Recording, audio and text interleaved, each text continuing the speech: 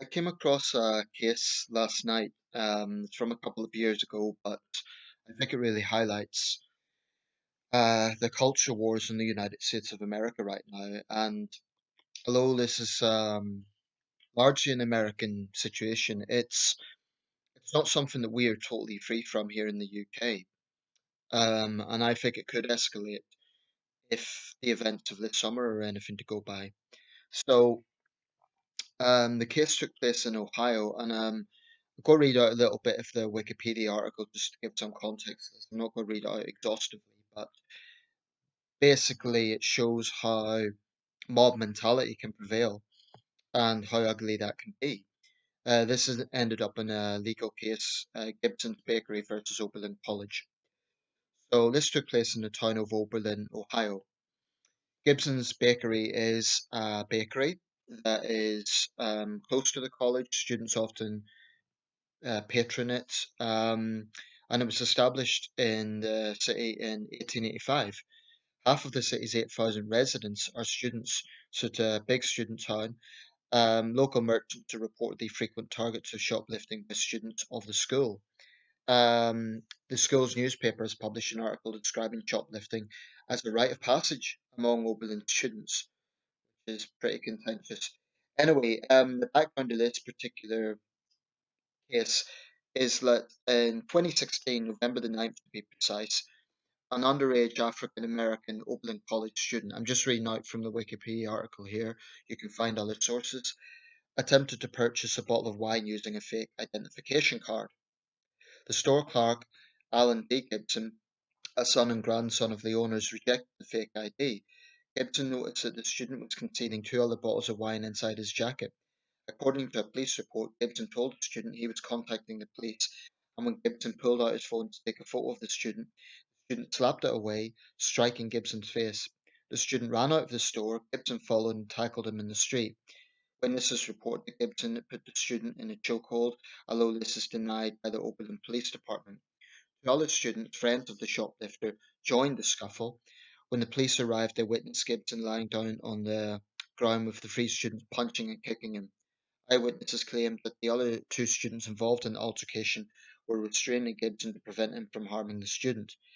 The police report stated that Gibson sustained a swollen lip, several cuts, and other minor injuries. Bear in mind, this was someone who was protecting their business, their family's business. Police arrested the students, charging all three with assault and the shoplifter with robbery as well. In August 2017, so this is 10 months after the incident, the three students pleaded guilty, stating they believed that Gibson's actions were justified and were not racially motivated. Their plea deals carried no jail time in exchange for restitution, the public statement, and promise of future good behaviour. Okay, so that's very important that the students themselves eventually conceded that there had been no racial motivation in this. This was simply a shop owner trying to protect his family's business. But that didn't stop the woke mob from targeting this family. So, almost immediately after the incident, what was the narrative? White shopkeeper tackles black student. Oh, it must be racism.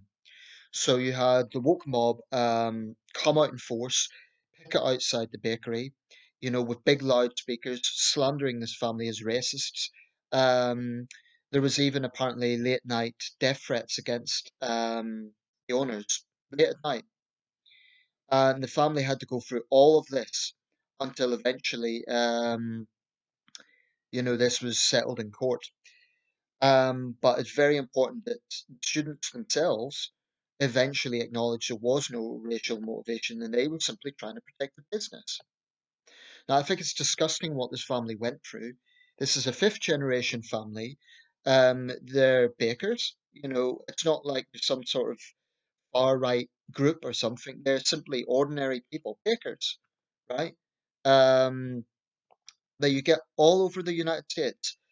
And this mob, without wanting to check the facts, all they saw was race. All they saw was a white shopkeeper, black student, jumped to conclusions it must be racially motivated. Um, there's actually a very real problem with this. I think it's happening in other cases. I think thanks to the narrative of the likes of Antifa and Black Lives Matter, um, I think there's a situation on both sides of the Atlantic. It's not just the United States. We're seeing this in the UK as well. That whenever a black person is apprehended by the police or involved in a situation like this, there's always the narrative that there must be a racial motivation, like he's only being arrested because he's black. This is a very dangerous situation because it's basically, frankly, it gives black criminals a green light to do as they want because then their supporters will just use the race card. It's adding insult to injury. Imagine it's late at night and you're a shopkeeper and you're trying to protect your business. You don't know if the thief is armed or not. You don't know the situation. Bear in mind, this family was already the victim of the crime, but instead of being treated like victims, they're made out to be the villains. It's perverse. It really is. Um, and I think Oberlin College should be ashamed of itself. The family did bring legal actions against him for defamation. You can imagine when you have a mob screaming outside your business every day, slandering your name, it was disgraceful. Um, but I think that's just a microcosm of what's happening in the United States. And before people accuse me of bias, I think it works both ways. There was a report in the London Times a few days ago, and the report is, I'll see if I could get it up actually, but I do think some of this is reverberating on this side of the Atlantic as well. Because we've seen a situation in London where as soon as the police arrest a black suspect, you get locals crowding round, shouting racist at them without bothering to check the facts. This is a report from the London Times, and I should say that Jacob Blake, the guy who shot in Kenosha, has called for calm to his credit. This is Louisville, Kentucky, recently.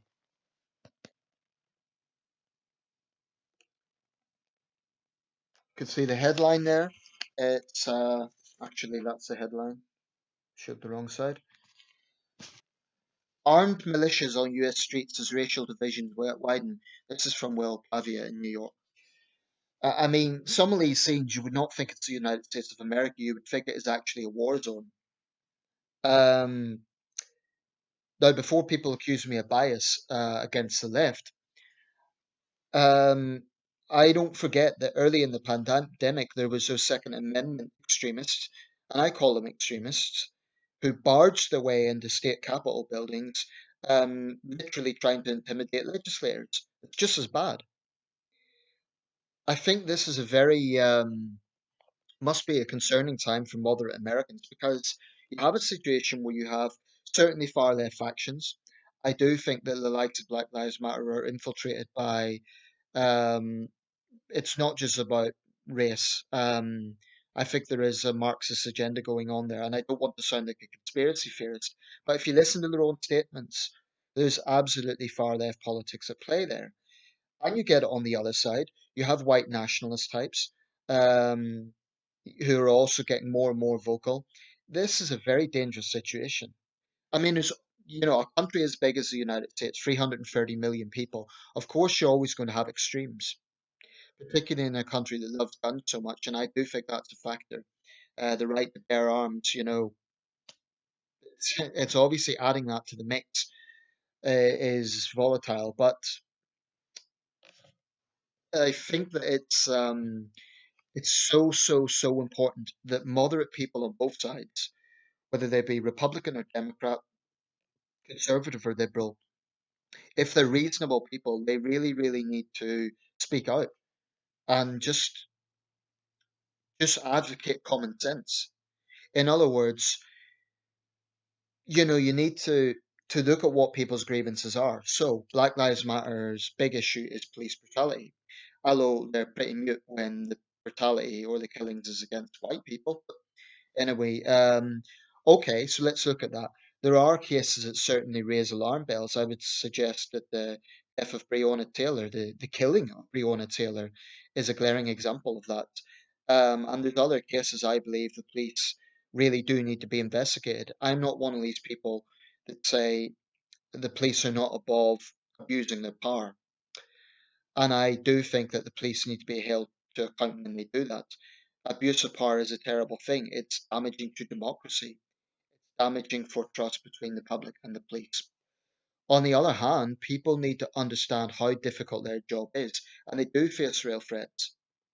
And frankly, there is a problem with Black Lives Matter condoning, downplaying, and ignoring, frankly, black criminality. There is a problem with black gangs in big cities like Chicago and Baltimore and elsewhere. Um, and it is hard to escape the fact that all of these cities are run by Democrats. So clearly there's something going wrong there. But I honestly think the schism in the United States is getting deeper. And you might think, why am I concerned as an outsider? Well, I'm concerned because I see this reverberating in the UK. We've definitely seen it in London. We saw it earlier this year. There was Black Lives Matter protesters, and I think it was the British Defence League and other such groups, Britain First types. So we're not totally alien to what the sort of ideologies that are going on. I guess the difference in Britain is we don't have the gun factor, but we're also dealing with coronavirus. I think that exacerbates the tensions. Um, it's quite a worrying situation, and I think there are a lot of African Americans who don't want Black Lives Matter to speak for them. But there's also a lot of white Americans who don't want to be associated with far right Trump supporters. And I'm not saying every Trump supporter is far right. That's not what I'm saying. But has Trump been helpful to this? Absolutely not. I do think that Donald Trump has fueled the flames. And it's all very well for him to say that Biden and Harris support the riots, even though Biden has criticized it. And okay, maybe he should have done that sooner and a bit more vocally. So should Kamala Harris. And I would personally, if I was them, I would distance myself from Black Lives Matter, given the same applies to Keir Starmer in the UK, given the controversies around that organisation. But this is happening on Donald Trump's watch. Now, to be fair, some of these tensions were going on Obama's watch as well. I mean, the Ferguson riots were on Obama's watch, and there was also unrest going on at that time. But I do think it's got worse. And so for Donald Trump to point fingers at the Democrats, this has happened on his watch. And I really, really don't think his help matters. This is not a president who wants to reconcile people. He is not a unifying president. He is a deeply, deeply polarizing president. Now, to me, a strong leader would be saying, we need to tackle injustices in society, but there is no excuse for looting and rioting. Um, we need to hold police abusing their power to account, but we also need to stand by the police in terms of the dangers that they face. I believe a strong leader, a strong president would be able to be branching out. I'm not saying be totally neutral. I think that would be very difficult, but at least reconcile as much as possible. Other presidents have done that. Donald Trump fuels the flames. Um, so you could argue that Joe Biden should have said more earlier on. I think probably the Democrats, you know, they haven't entirely helped matters with some of their rhetoric and their reluctance to criticize Black Lives Matter. But as for Black Lives Matter, it's like a lot of movements. It's like Extinction Rebellion. It's like Me Too. There are legitimate grievances. There are legitimate concerns with that motivated the movement. Absolutely. And I'm sure there are decent people within the movement who are there because they have sincere concerns about issues like police brutality. But if you're part of a movement, I believe this strongly and passionately. If you align yourself with a movement, doesn't matter what the movement is, doesn't matter if it's right wing or left wing, whatever. If you align yourself to a movement and you cannot bring yourself to condemn the extremes within that movement, then your argument falls flat. So, for example, if you are a Black Lives Matter activist, right, and you say that you don't support looting and vandalism, and you're just protesting police injustice and what you regard as systemic racism, right? Those are legitimate concerns. But if you cannot bring yourself to condemn racists within Black Lives Matter, like Yusra Kagali in Toronto, she was a co-founder. She's come out with really inflammatory comments about all white people, all white people. If you cannot bring yourself to condemn someone like that, you cannot really complain about your movement getting a negative reputation. The same applies to Extinction Rebellion and even Me Too. Any movement, any movement. So I really think that it's quite a concerning time, and I am not convinced that if Donald Trump wins re-election, things will get better. I'm not convinced of that. I think if Joe Biden wins the presidency, there's a chance that they could get better. I do not believe that Joe Biden and Kamala Harris are actually going to advocate riots and looting on their watch. I mean, if they get into the White House, do you really think that they're going to just be blasé about rioting and so on? I don't think so. And again, maybe the Democrats could have done a lot more. Maybe they shouldn't have affiliated themselves with some of these groups. Maybe they should have been more vocal. But I just believe that Biden is a far more reconciling figure than Donald Trump is. He's proven it many times. He's worked with Republicans. And contrary to the perception, Joe Biden's not far left. I really don't believe that Americans need to fear this closet communist getting into the White House. But I'm an outsider, it's just my opinions. I think some of the rhetoric we need to be a little bit wary of. I don't, for example, believe America's on the verge of another civil war. I think that's hyperbole. I don't think it's that bad because remember, this is a huge country and there's many parts of the United States won't be directly feeling this, so it tends to be restricted to bigger cities. Although Kenosha is a smaller place, but mob mentality, whether it be coming from anti-fan Black Lives Matter types, or whether it be coming from Second Amendment Trump supporters who are pushing maybe a white nationalist agenda or, really pro-gun agenda. But if they're doing it in that sort of mob-like mentality, that that's not got a place in democracy. That is not peaceful protest. So I really think moderate people, whatever your views are, at least acknowledge that mob behavior is not going to help. I mean, these rival groups, do they really think that they're going to change anything? Do they think that they're going to convince the other side of the error of their ways? They're not. They're not. It's just going to polarize society deeper, and I see the same thing here. So it's so important that moderates raise their voice.